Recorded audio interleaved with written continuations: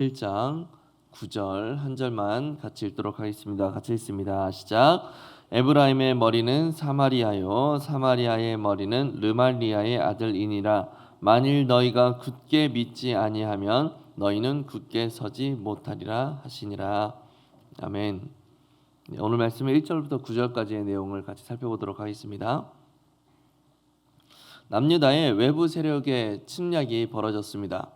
에브라임과 아람 민족이 연합을 해서 남유다를 멸망시키려고 하는 거죠. 정복하려고 하는 거예요.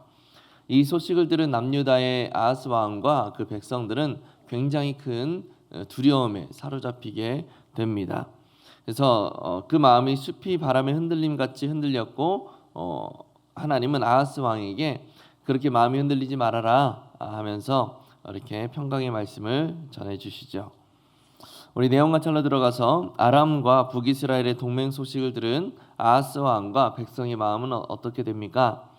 2절에서 이야기하듯이 그 마음이 숲이 바람의 흔들림 같이 흔들렸다라고 이야기를 하고 있습니다. 매우 큰 두려움에 사로잡히게 되어서 어떻게 해야 되는지, 자신들이 살아남기 위해서 필요한 것은 무엇인지 이런 객관적인 판단을 할 수 있는 상태가 전혀 아니었다라는 거죠. 2번입니다. 이사야는 스알 야숲과 함께 가서 아하스 왕과 백성에게 어떤 말을 전합니까? 4절에서는 삼가 조용하라 라고 이야기하면서 아람과 북이스라엘은 연기나는 부직갱이에 불과하다라고 그렇게 말씀하시죠. 또 7절에서는 남유다를 정복하려는 그들의 야욕은 절대 이루어질 수 없다라고 말씀하시기도 하고 8절에서는 에브라임 곧 북이스라엘이 65년 내에 반드시 멸망할 거다라고 말씀하시기도 해요. 그러니 너희는 결코 북이스라엘과 그 아람에 의해서 멸망당하지 않을 것이라는 여호와의 말씀을 굳게 믿어라라고 그렇게 이야기를 하죠. 그렇지 않으면 너희가 굳게 서지 못할 거다라고 또 말씀하십니다.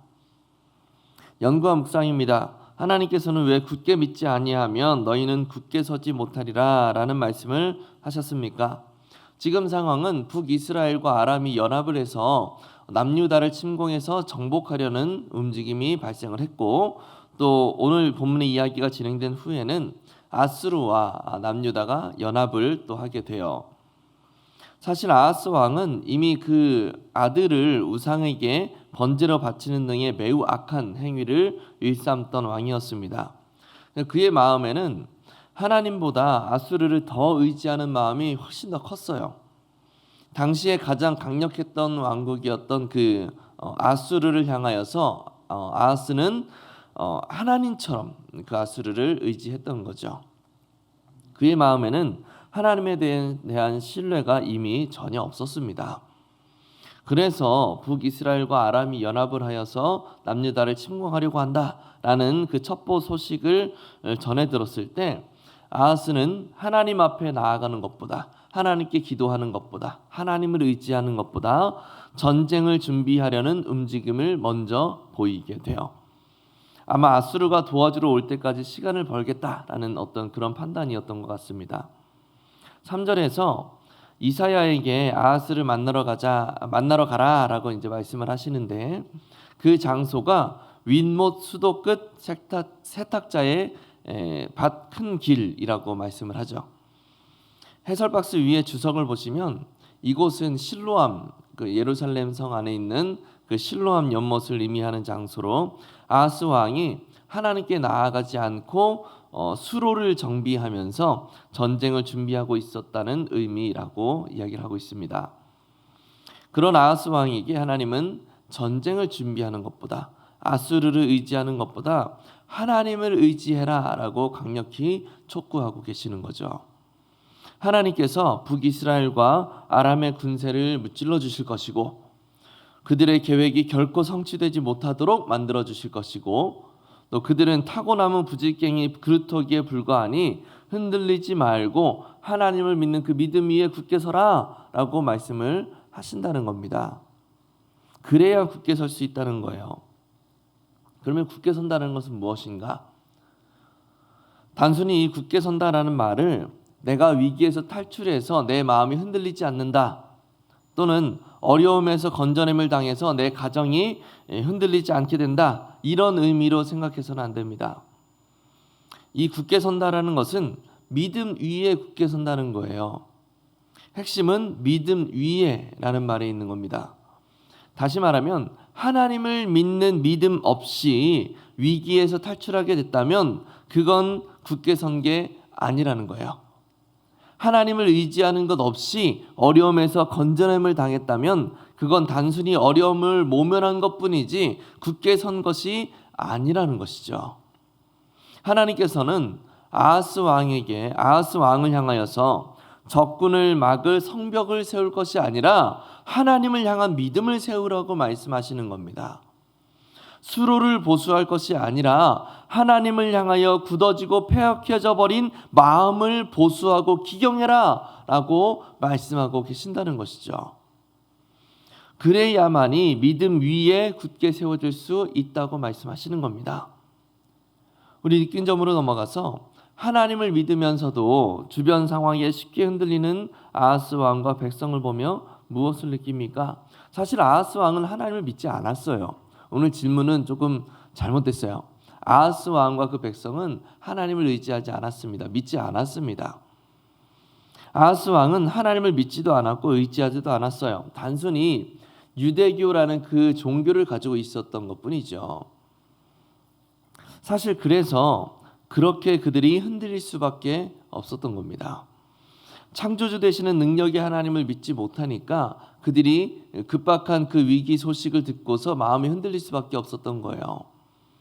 하나님이 선지자를 보내셔서 네가 반드시 보호받게 될 것이고 북이스라엘과 아람은 부직갱이에 불과한 무기력한 존재일 뿐이다 라는 말씀을 하셨을 때 그 말씀을 신뢰하지 못했던 이유는 그들에게 믿음이 없었기 때문이었던 거죠. 그렇다면 적용으로 넘어가서 최근 나에게 닥친 어려운 상황으로 인해 두려움에 휩싸인 경험이 있으십니까? 이 질문은 결국 어려운 상황으로 인해서 두려움이 발생했을 때 하나님을 향한 믿음으로 굳게 서 있으셨습니까? 라는 질문을 하는 겁니다. 두려울 수 있습니다. 흔들릴 수 있어요. 그러나 하나님을 향하여 굳건한 믿음을 견지하고 있다면 흔들리고 두려워하는 그 마음을 빠르게 갈무리할 수 있게 되는 거예요. 그리고 우리의 믿음이 굳건하면 굳건할수록 그 시간은 점점 더 단축되게 될 겁니다. 결단입니다. 하나님께서 선하게 일하실 것을 믿으며 어려움 극복을 위해 무엇을 결단하시겠습니까? 오늘 본문에서 큰 두려움을 느끼고 있는 아하스와 그 백성에게 하나님은 누구를 보내셨습니까? 선지자를 보내셨죠. 선지자를 보내셔서 하나님의 평강의 메시지를 전해주셨어요. 하나님의 평강이 임하는 통로가 바로 하나님의 말씀이거든요. 몇 차례 이번 하반기부터 양육 프로그램이 시작될 것이라는 공지가 있었습니다. 교육자들이 성경 공부를 각각 개설해서 강의를 진행하게 될 텐데 그 시간에 꼭 참여해 보시기를 바라요. 하나님의 말씀을 깊이 알면 알수록 믿음은 더 깊이 깊어지고 굳건하게 세워질 겁니다. 진리 안에서 자유함을 누리게 될 것이고 위기 가운데서 참된 하늘의 평강을 누릴 수가 있게 될 겁니다. 그 열쇠가 바로 말씀 안에 있거든요.